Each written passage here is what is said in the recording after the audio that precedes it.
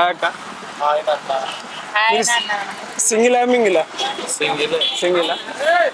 ఇప్పుడే సింగిలా ఇంతకుముందు మనం ఎప్పటి నుంచో సింగిల్. లవ్ పైన ఒపీనియన్ ఏంటి?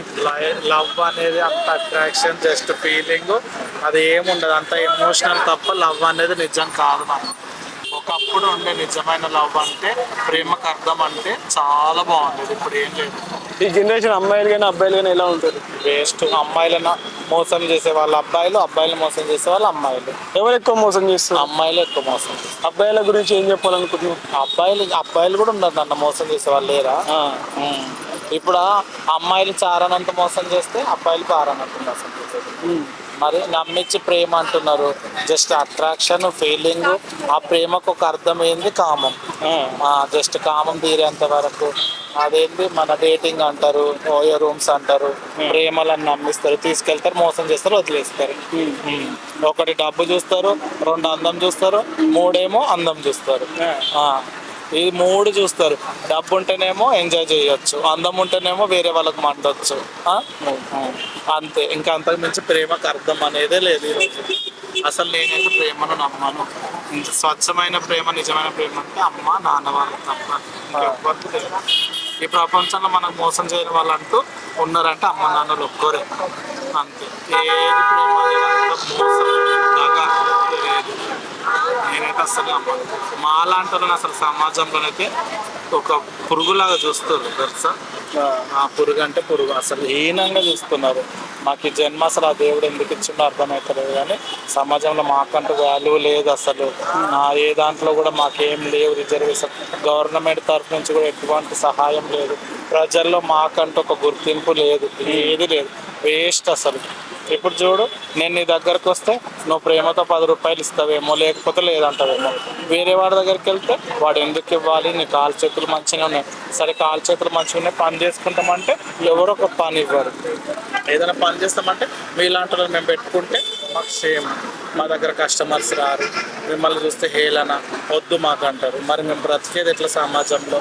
నువ్వు చెప్పినా మా బ్రతుకుకి ఏమైనా అర్థం ఉందా చెప్పు. మమ్మల్ని సిన్సియర్గా లవ్ చేసే వాళ్ళు అంటూ కూడా ఇవ్వలేదు. మా దాంట్లో అమ్మ నాన్నలు ఒప్పుకోరు, మమ్మల్ని సమాజము ఒప్పుకోదు, ఎవరు ఒప్పుకోరు. అసలు ఎంత హీనంగా బ్రతుకుతున్నామంటే బ్రతుకుతున్నాం. మాకంటూ ఎటువంటి గుర్తింపు లేదు. మీలాంటి వాళ్ళు ఇట్లా ఇంటర్వ్యూలు చేస్తే ఎవరి ద్వారానన్నా ఏదన్నా జరుగుతుందేమో, ఏమన్నా అవుతుందేమో, ఎన్నో ఆశలు పడి ఎంతో మందికి ఇంటర్వ్యూస్ ఇచ్చినాము. కానీ ఏది మాకంటూ ఏమీ రాలేదు. మీ వాళ్ళ తరపు నుంచి కూడా మాకు ఏమీ కాలేదు. ప్రజల నుంచి కూడా మాకు ఎటువంటి, రాజకీయ నాయకుల దగ్గర నుంచి కూడా మాకు ఎటువంటి సపోర్టు లేదు. ఎవ్వరి నుంచి మాకు ఏం లేదు నాన్న. ఇంకా ఇట్లా అడుక్కుంటే బ్రతకాలి, లేకపోతే లేదు. మా రెక్క ఆడితేనే డొక్క ఆడుతుంది, లేకపోతే లేదు. ఎంతో మందికి ఇంటర్వ్యూస్ ఇచ్చినాము, ఏం అట్లన్నా మా బ్రతుకులు మారుతాయేమో. ఎటు నుంచి మా బ్రతుకులు మారేది లేదు. ఇంకా మీలాంటి వాళ్ళే మనం చేయాలి, ఇంటర్వ్యూలు తీసి మమ్మల్ని పాపులారిటీ చేయాలి, పెంచాలి, ఏదైనా చెయ్యాలి. మీరే ఇంకా ఏం చేస్తారో చెప్పండి. ఈ సమాజానికి ఏం చెప్పాలనుకుంటారు మీరు? ఈ సమాజానికి నేనేమంటున్నా, మాలాంటి వాళ్ళని కూడా గుర్తించండి, మాలాంటి వాళ్ళని కూడా ప్రేమించండి. ఒక ఆడ మొగాయంతో మేము కూడా అంతే. అవునా? మేము అందరు ఎట్లా పుట్టిరో తల్లి గర్భం నుంచి మేము కూడా గట్లనే పుట్టినాం కదా నాన్న. అవునా కాదా? మేము మనుషులమే కదా. మమ్మల్ని ఎందుకు హీనంగా చూస్తున్నారు చెప్పండి. మేము మనుషులం కాదా? ఇప్పుడు మన ఏళ్ళు 5 ఉన్నాయి, అవి అన్నీ ఒకేలాగా ఉండవు. గొజ్జోళ్ళందరూ ఒకేలాగా ఉండవు. అవునా? మంచి వాళ్ళు ఉన్నారు, చెడ్డ వాళ్ళు ఉన్నారు. మాడల్లో మొగల్లో కూడా మంచి వాళ్ళు ఉన్నారు, చెడ్డ వాళ్ళు ఉన్నారు. అవునా? వాళ్ళెంతో మేము అంతే. అవునా? ఇప్పుడు ఆడవాళ్ళు ఒక అమ్మాయి వ్యభిచారం చేస్తుంది, తన పుట్ట కోసమో, పాకెట్ మనీ కోసమో, దేనికోసమో, నథింగ్ చెప్తున్నాను నేను. అట్లా మా దాంట్లో ఎవరో కడుపు పూటి కోసం, ఊటి కొరకు ఓటు విద్యలు అన్నారు. అవునా కదా? అట్లే మమ్మల్ని కూడా అట్లే అనుకోండి. మమ్మల్ని ఎందుకు హీనంగా చూస్తున్నారు? ఆడ మొగలు మేము కూడా ఒక మనుషులం కదా, మమ్మల్ని కూడా అట్లే చూడాలి. మమ్మల్ని ఎందుకు ఏమనంటే వీళ్ళు నైట్లు నిలబడతారు, అక్కడ ఇది చేస్తారు, అది చేస్తారు, అట్లా చేస్తారంటే లేడీస్ నిలబడట్లేదా? వాళ్ళ దాంట్లో లేరా? అబ్బాయిలు గలీజోళ్ళు లేరా? ఒక్క అబ్బాయి తప్పు చేసిన అందరు అబ్బాయిలను గలీజోళ్ళని అంటామా? అనలే. ఒక్క అమ్మాయి తప్పు చేసిన అన్నది అన్నం కదా. మరి మమ్మల్ని కూడా అట్లే చూడండి. మమ్మల్ని ఎందుకు అట్లా చూస్తున్నారు చెప్పండి. మాకంటే మీరు ఏదన్నా గవర్నమెంట్ నుండి మాకు ఎటువంటిదన్నా దారి చూపిస్తే మేము ఇట్లా ప్రజల్ని అడుక్కొని ప్రజల్ని ఇబ్బంది పెట్టాం కదా మేము కూడా. మరి మాకు ఏది లేదు కాబట్టి చేసి ఆపాల్సి వస్తుంది. మరి అందుకోసమే ఎంతో మందిని అడుగుతున్నాం, గవర్నమెంట్ని కూడా అడుగుతున్నాం, కానీ ఎక్కడి నుంచి ఎటువంటి రెస్పాన్స్ లేదు. మా వాళ్ళు పెద్ద పెద్ద వాళ్ళు కూడా ఎన్నో ధర్నాలు చేశారు, సుప్రీంకోర్టు వరకు వెళ్ళారు, అయినా కూడా మాకు ఎటువంటి. ఈ సమాజంలో మేము మాత్రం ఎవరిని అసలు మాకు ఇష్టం లేదు నన్ను, ఈ సమాజమే ఇష్టం లేదు, మమ్మల్ని ఎలాగో చూస్తారు కాబట్టి మా ఈ సమాజంతో మాకు సంబంధం లేదు. ఇప్పుడు రేవంత్ రెడ్డి వచ్చిండు, అతను కూడా అన్నాడు మీ కష్టాలు తీరుస్తాము, మీకంటే ఏదైనా చేస్తాము, రిజర్వేషన్ ఇస్తాము అన్నాడు. తను కూడా ఏమి ఇచ్చేటట్టు లేడు, ఏం చేసేటట్టు లేడు, తన మీద కూడా ఆశ లేదు. ఎన్నో గవర్నమెంట్లు మారినాయి కానీ మా బ్రతుకులు మాత్రం మారినాయి. నేను ఇప్పుడు పెళ్లి చేసుకునే పోయే అబ్బాయికి ఎలాంటి క్వాలిటీస్ ఉండాలి? నాకు పెళ్ళే వద్దు నాన్న, పెళ్ళే వద్దు నాకు.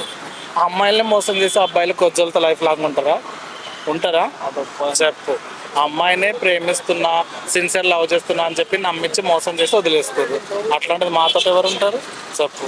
ఒకవేళ మాతో ఉంటే మా డబ్బుకి ఆశపడతారు వాళ్ళు. మేమే రిటర్న్ డబ్బులు ఇవ్వాలి, చూడాలి, సాయం చేయాలి, అన్ని చేయాలి, వాళ్ళ ఫ్యామిలీని ఆదుకోవాలి, అన్ని చేయాలి. కానీ మాతో వాళ్ళు లైఫ్ లాంగ్ ఉంటారు. ఓన్లీ మా దగ్గర ఉంటారంటే మా డబ్బు కోసమే, అంతకు మించి వేరే ప్రేమ అనేది ఉండదు, ఏది ఉండదు, వేస్ట్. మాకు లవ్వులు లేవు నాన్న, మాకు ప్రేమలు లేవు, లవ్వులు లేవు, ప్లస్ ఇంకోటి పెళ్ళిళ్ళు లేవు, లైఫ్ లాంగ్ ఉంటారన్న గ్యారెంటీ లేదు.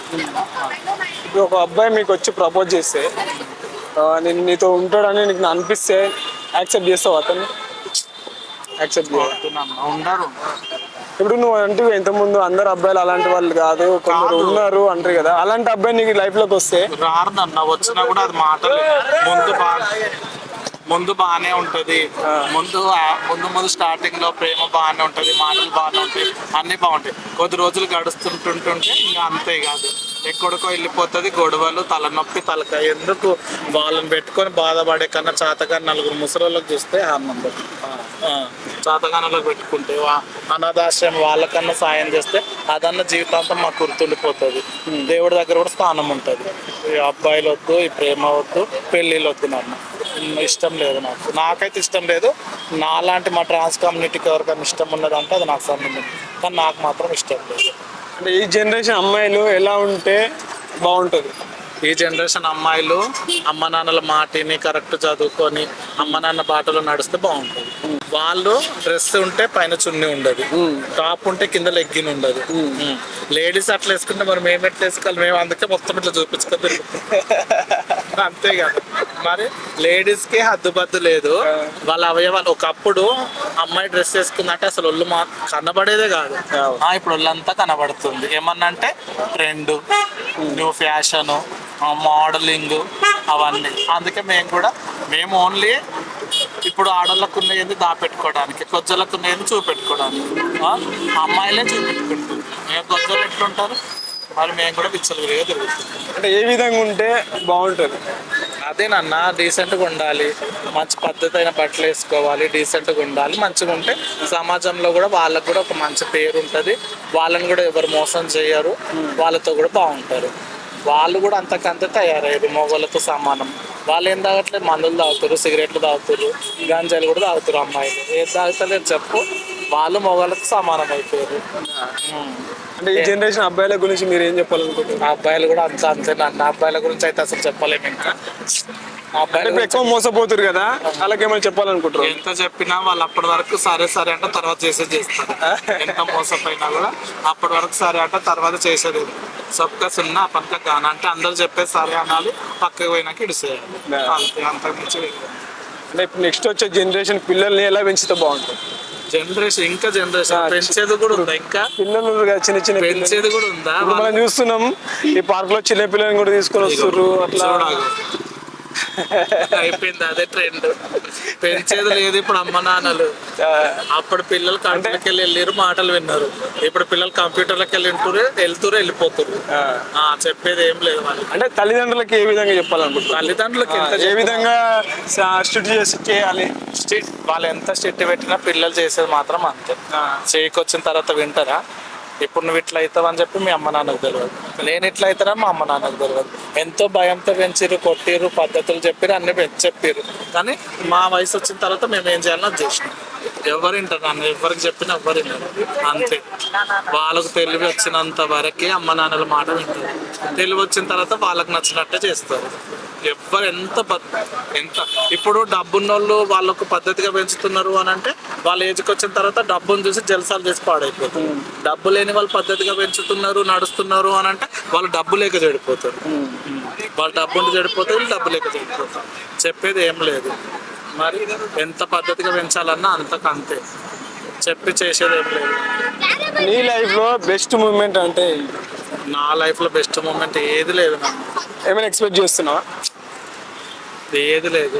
నేను ఒకరు సిన్సియర్గా లవ్ చేసిన, వానికి ఎంతో ప్రపోజ్ చేసిన, చెప్పినా మంచిగా ఉందామన్నా అసలు వాడు వినలేదు.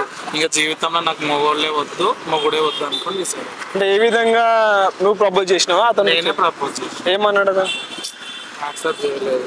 నీ దగ్గరికి వస్తా ఓన్లీ డబ్బుల కోసం అంటేనే వస్తా, వేరే విధంగా అయితే రాను. డైరెక్ట్ చెప్పేసి డైరెక్ట్ చెప్పిండు. ఏమన్నారు మీరు అప్పుడు? నేను వద్దన్నాను, నాకు అవసరం లేదని చెప్పింది.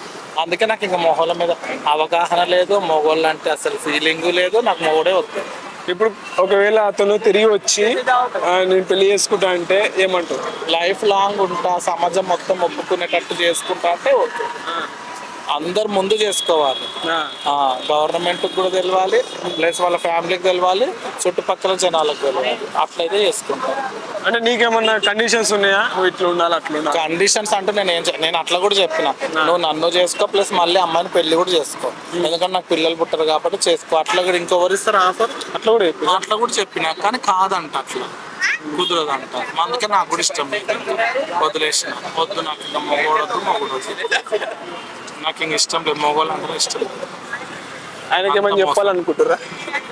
ఇంకేం చెప్పి చెప్తేనే వాడు వినలేదు, వదిలేసిన. ఇంకా వాడు లైఫ్లో వస్తాడన్న నమ్మకం గ్యారంటీ కూడా నాకు. అంటే నువ్వు ఎన్ని ఇయర్స్ లవ్ చేసినావు?